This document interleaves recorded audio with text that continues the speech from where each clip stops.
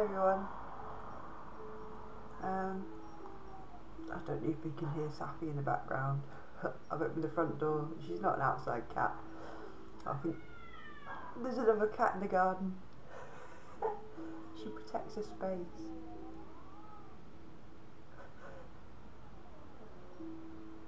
She's proper growling.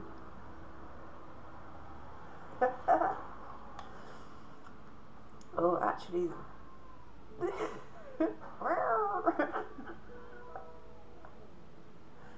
you get him, Saf. See him off. I have my very unfamiliar, my witchy cat. Protects my house or my flat. Oh. Yeah, actually, so it's funny how the universe puts things in place. I was talking about triggers earlier, my other video I just posted. There she goes again.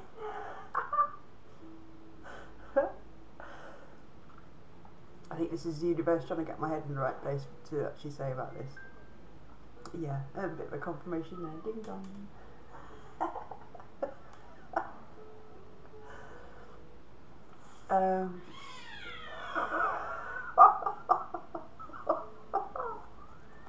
She's not fighting, she's just protecting.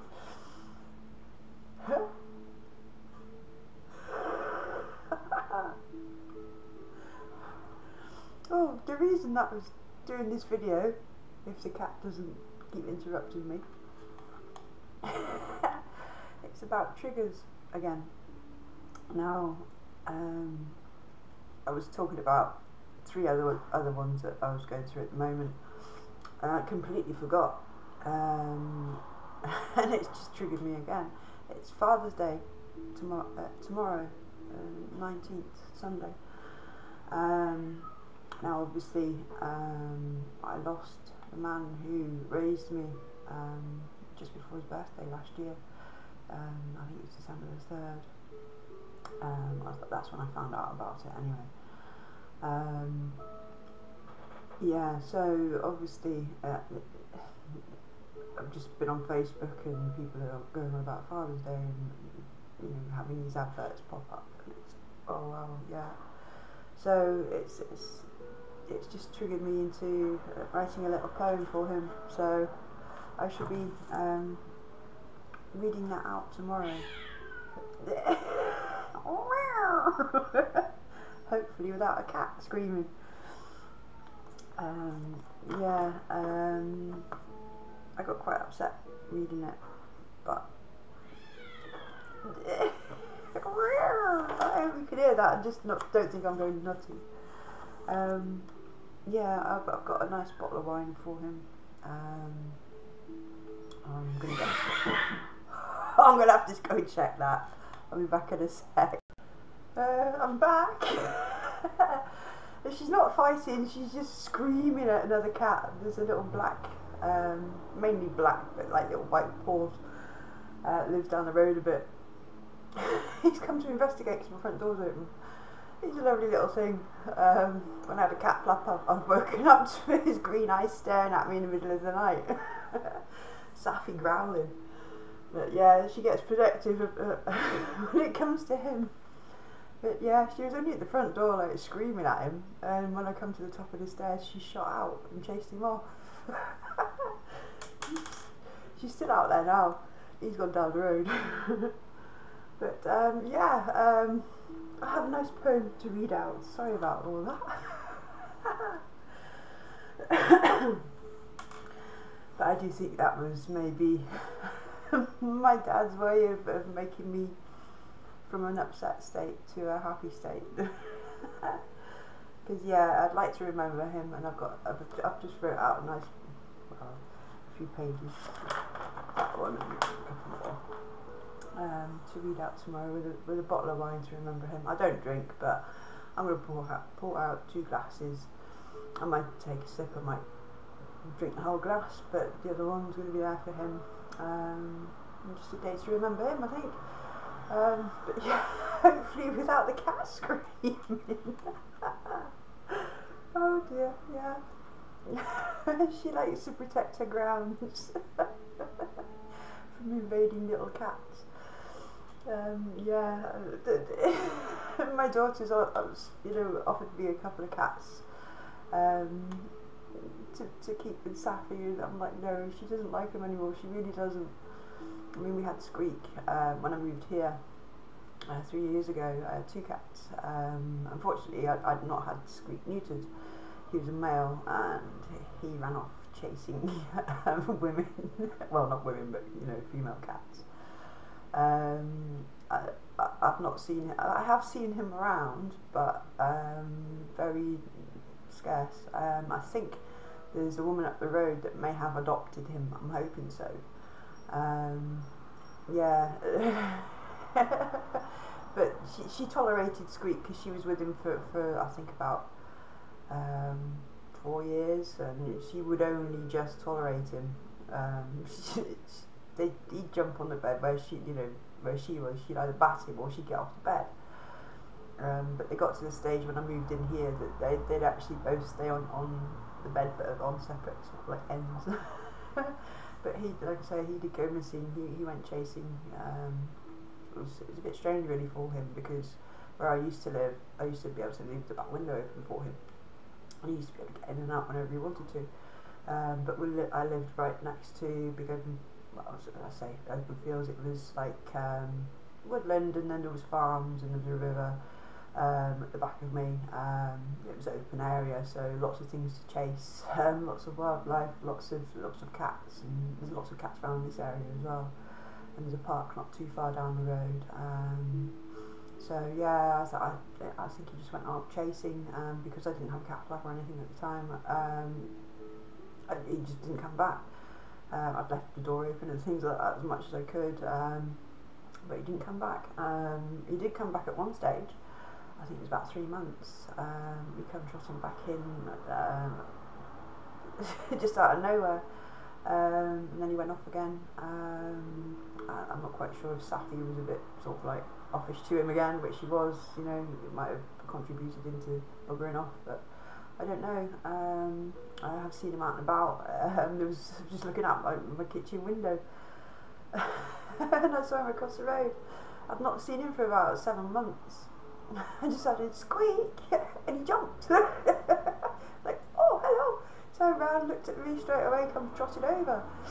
So I've gone down to greet him, because I live upstairs in a flat now.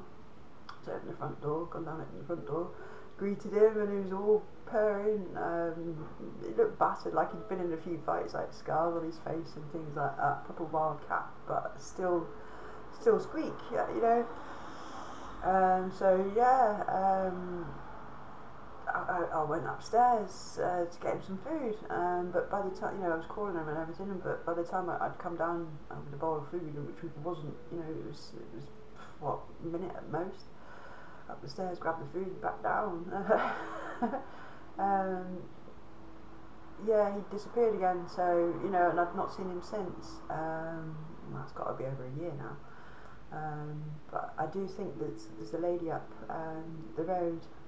I do believe it was him, but he had a collar on and he'd been neutered. His little brown balls weren't sort of like balls anymore, because he was white cat with like a stripy tail and little brown balls, so he looked odd. And a little patch on his head. But as he was out in the wild, you could see his tail was still stripy, but it had gone more white. But yeah, there's a woman at the road, and I'd walked past one day and I'd seen this white cat with a collar on that looked like him. I was calling him Squeak. He did come over to me, and he was acting like Squeak, still with scars on his face and things like that. But it looked like he'd just, been rehomed. Maybe he'd been caught by somebody and taken to the vet, and they got him, dealt with and seen to, which, very much appreciated. That's how I'd like to think that he's living now, bless him. He was a wild little cat, but he was lovely. When I first got him, he used to come and sleep across there and purr. He was so friendly. Yeah, but he got a bit wild while he lived where we used to live in the world, and he stayed that way. He liked to go in and out when he chose. I mean, I'd locked him in here, but he was having none of it. As soon as the window was open, he was out, and I'm like on like the first floor. He just jumped straight out, you know. I put a cat flap in for him to get in and out, but no, he didn't come back. He'd rather stay out playing, which I don't blame him, you know. I was the same, but yeah, I do believe he's been rehomed now, and he's safe. But yes, I shall stop waffling again. Yeah, I should be reading a poem tomorrow and doing a video. Probably do the pouring of his wine as well tomorrow at the same time. Do it all in a little bit of an offering to my dad, and just thanks for everything that he done for me. Yeah, brilliant man. I think he deserves something like that, just something a little special. Whether I do it during the day or at night. I don't think you know, if I'm going to have a drink, I don't really want to be pissed during the day, but it is Sunday, I suppose, relaxation. You know, I should apologise for anything that I may do on this point or that point on. I've not had a drink for a long time. I know it can go straight to my head, and I've got him a lovely bottle. I'll show you. I know he seemed like he's Bordeaux. I never don't know if he liked a Malbec, but I've got him a nice French wine. I know he loved his French wines. You know, we used to go different places in France, and I thought it'd be a nice little thing for him. I've even got him it's like a pint glass, but it's half a pint. He used to like his drinks, and he used to like drinking out the one with a handle, a glass with a handle. So I've got him right here. It's in the kitchen. I'm not going to go get it now. It's a dad glass, the best dad in the world, and things like that. I'm going to pour his drink into that, and give myself have a different glass. Yeah, I thought that would be a good way for me to remember him, and with the poem. But yeah, it's also a trigger, maybe a hidden one as well. You know, because they do creep up. The closer you get to a time of an appointment or an anniversary of any kind, especially when you've gone through abuse, or you know, it's somebody that you loved and lost. It's you start maybe not even noticing how anxiety builds up. You know, your heartbeat starts getting faster, you start dithering, doing things, your brain's going off in different directions. It's hard to keep control. I mean, I've sat here and wrote out this poem. I suppose it's part of the grieving process as well. I've had another cry, you know. I don't know if I do that again tomorrow. When I read it out, you know, it could possibly happen. I'm hoping I'll be able to just read it out, but now I've actually cried about it. You know, done it the day before, and got it all out. If you know what I mean. I should be a bit more composed tomorrow when I do it, but then again, tomorrow is another day. I don't know how I'm going to feel. I'd like to feel stable, you know, but considering what sort of day it is, I try not to. I don't want to taint it with anything. I'd like to keep it nice. It's like remembering his birthday and things like that, you know. Keep it nice. I had my own little celebration after he died, for his birthday. You know, toasted him, said goodbye, said happy birthday to him and everything. And basically the same sort of thing I'm doing today, tomorrow.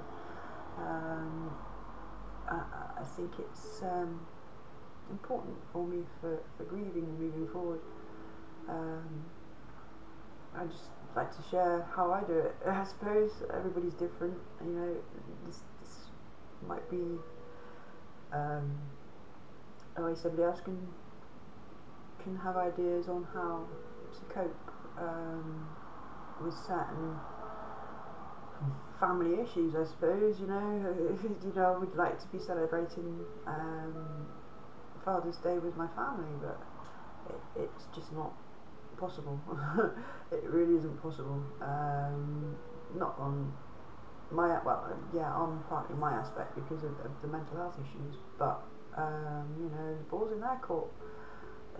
You know, if they want to find out who I am, come and talk to me. You know, they've not spoken to me face to face for years. They don't know me. They don't know anything about me. It's just passed on stories through. Oh, potty tap, even. Yeah, boss, she's back in. Have you stopped fighting now? Says no. I'm protecting. Yeah, I forgot what I'm talking about now. I've been distracted by the cat. Something about family, but yeah, balls in their court. Yeah, that's the universe coming in distracting. Come on, Kaz, stop talking about that now. It's time to press stop and upload the video. Yeah, thank you everybody for watching, subscribing, liking, sharing, all the good stuff, you know, all the beautiful comments that I'm getting, and the support that you're giving others as well. It's amazing. Like I say, if you know anybody that would benefit from my channel, please share safely, discreetly, just on your own news feeds or whatever on your page. Just put a link, you know. Just like you'd share any other meme or anything like that. Don't target anybody because it can cause problems, more problems than it's worth. You know, it's I wish I could actually have some sort of escape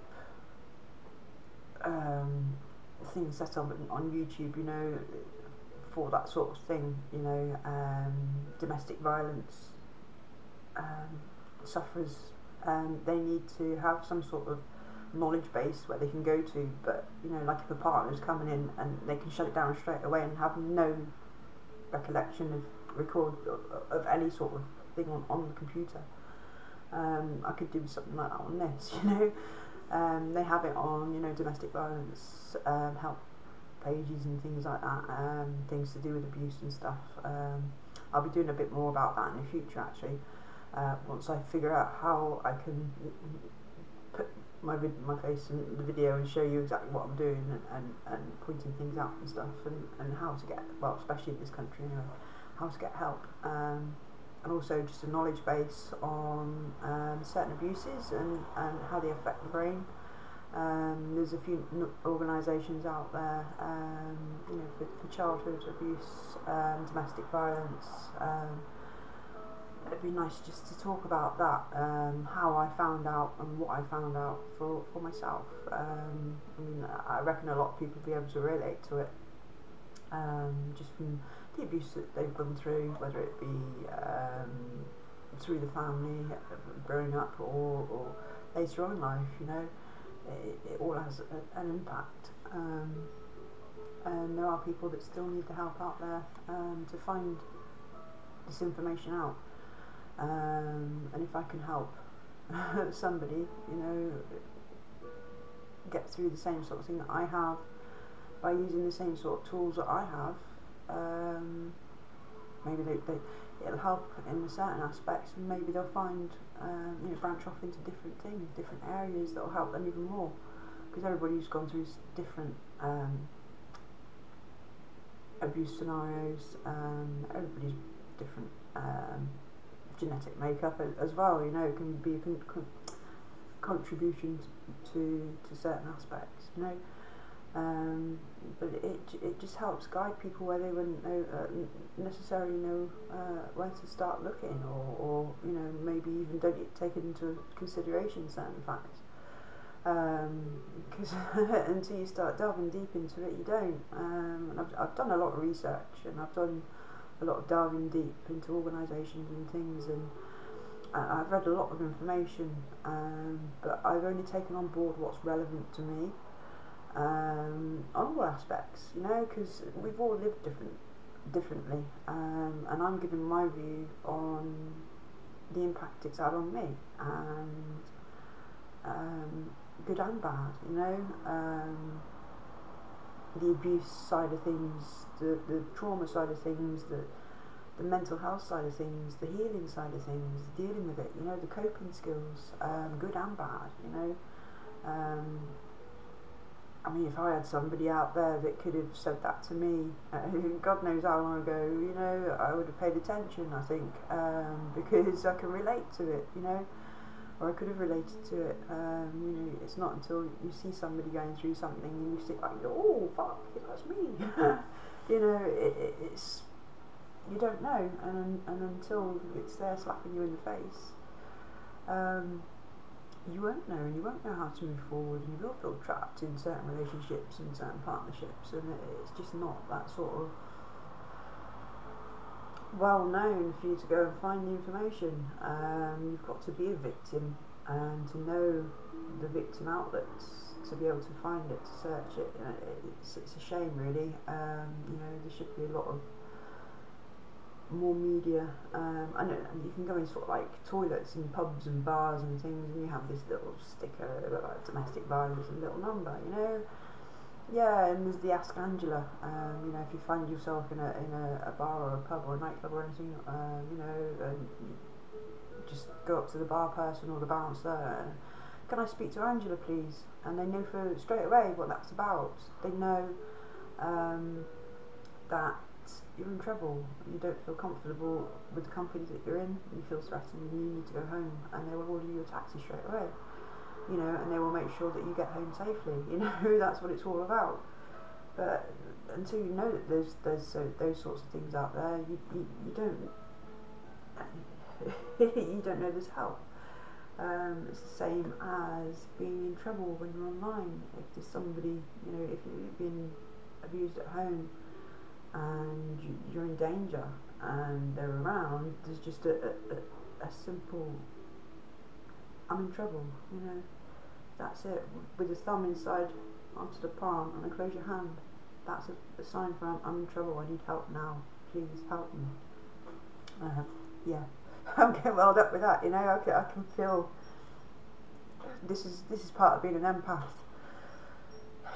It's bringing back memories for me, but I can also feel other people, the help that they need, the help that they want. I can feel the panic that they're in. I can feel, please help, help, help. You know, it's having that, somebody know what's going on, and to see that you're in trouble and you need help, and somebody there that will help. Just having that little bit of security and hope can make so much difference.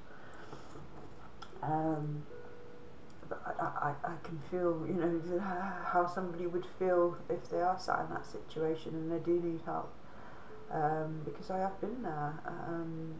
I've been terrified to say anything, not just on a setting of being in the pub or anything like that, you know, or online or anything, even though I have been in situations where I wish I had that outlet, like, you know.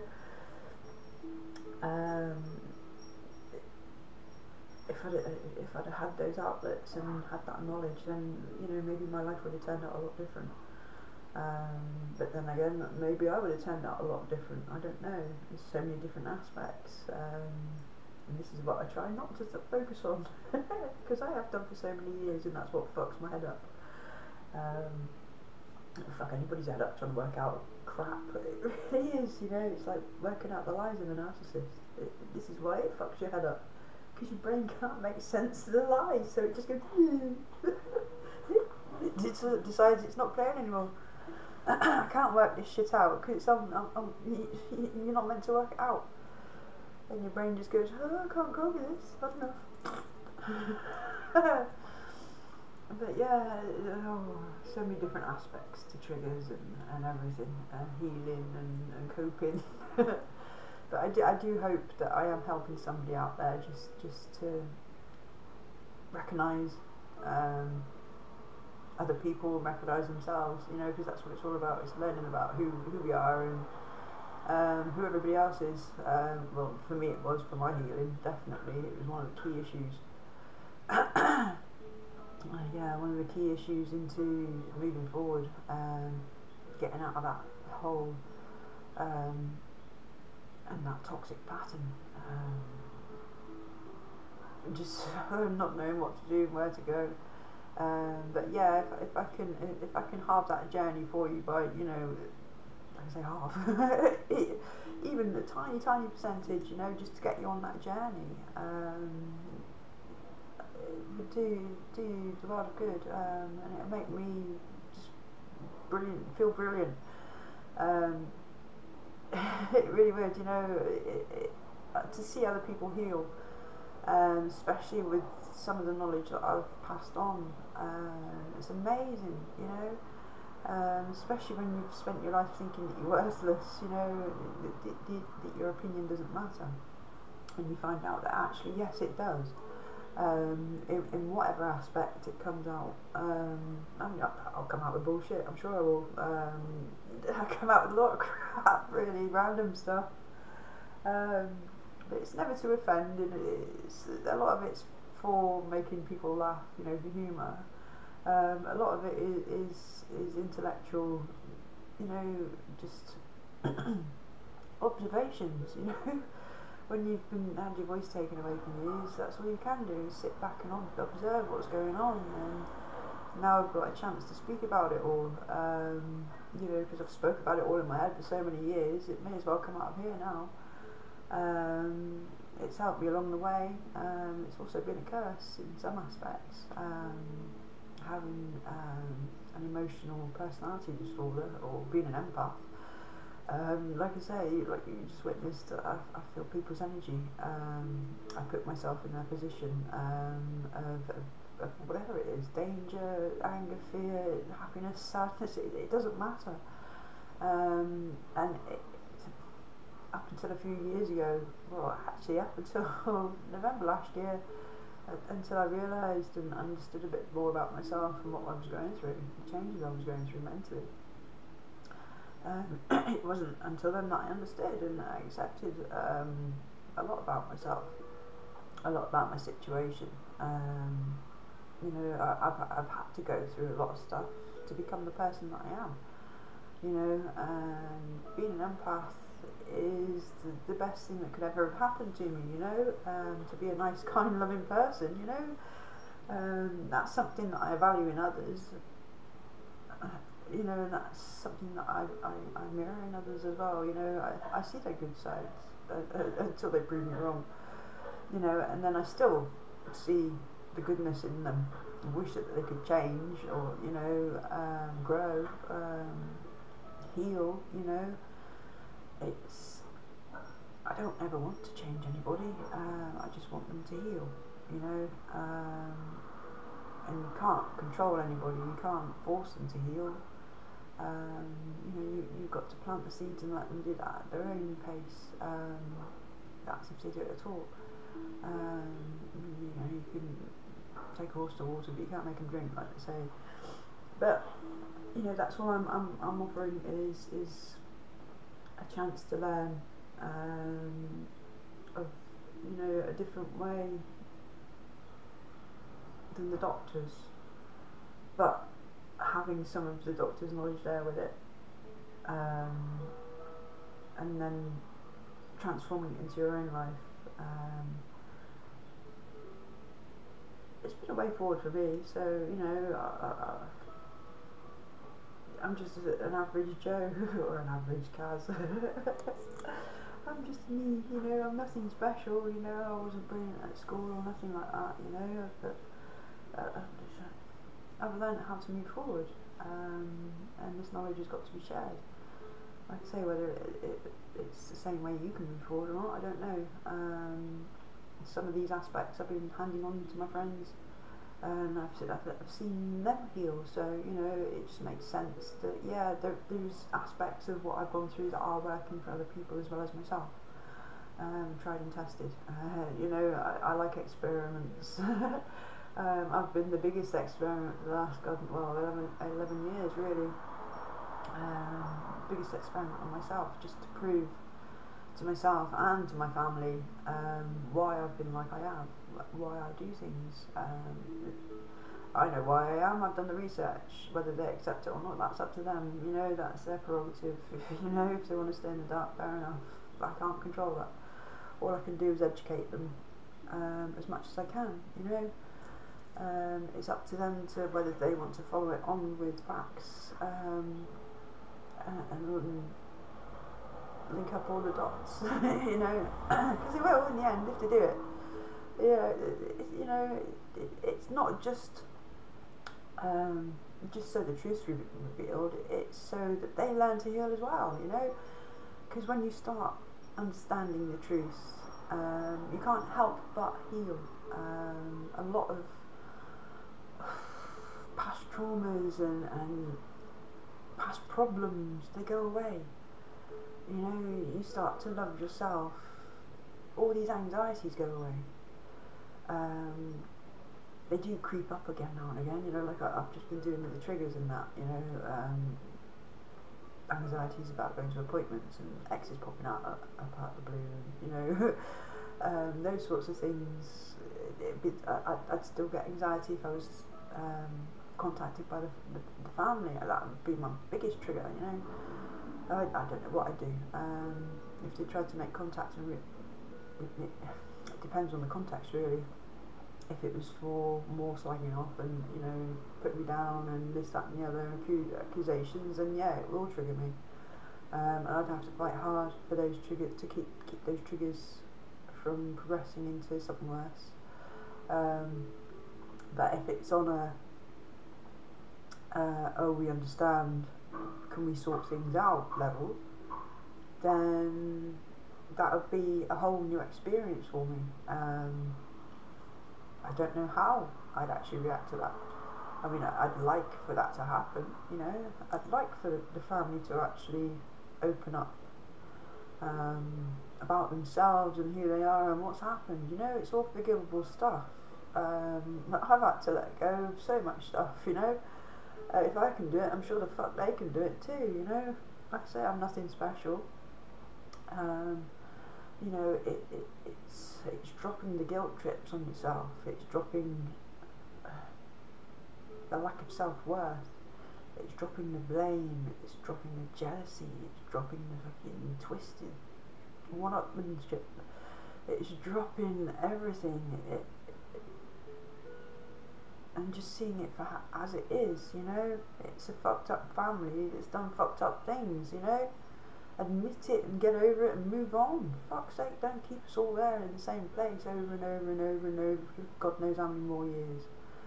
I do believe that the you know, the leader of the pack, you know, once she's gone, this family is going to be completely different. Whether we all go us, well, I've already gone my separate way, but whether they all branch off and go their separate ways, I don't know. Because there's always that trauma bond. With the family, it's like me, I've got the trauma bond with it, you know. I don't know if I always will have it or not, I don't know. I've got over a certain amount of it, but I'm still bits and bobs there, obviously. But I'm gradually dealing with, you know, gradually moving forward. But yeah, I've been waffling on again, haven't I? I suppose these are like little therapy sessions for myself, really, because this is all I go on about in my own head anyway, so I may as well broadcast it, and somebody might go, oh yeah, I do that, oh yeah, I think that, you know, it just validates your own thoughts and randomness, I suppose. I don't know. Yeah, to understand about yourself and human behaviour, it's a big stepping stone in moving forward from abuse. Just in general, for moving forward with society, know who to avoid at all costs, and who to let into your life, you know.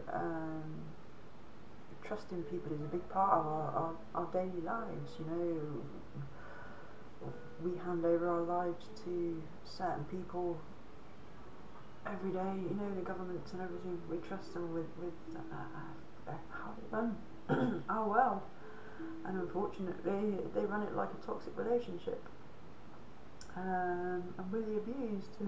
And they're the toxic, narcissist, psychopathic, whatever, you know. Well, this is my thoughts, and I'm just waffling on again, aren't I? So the cat's gone quiet.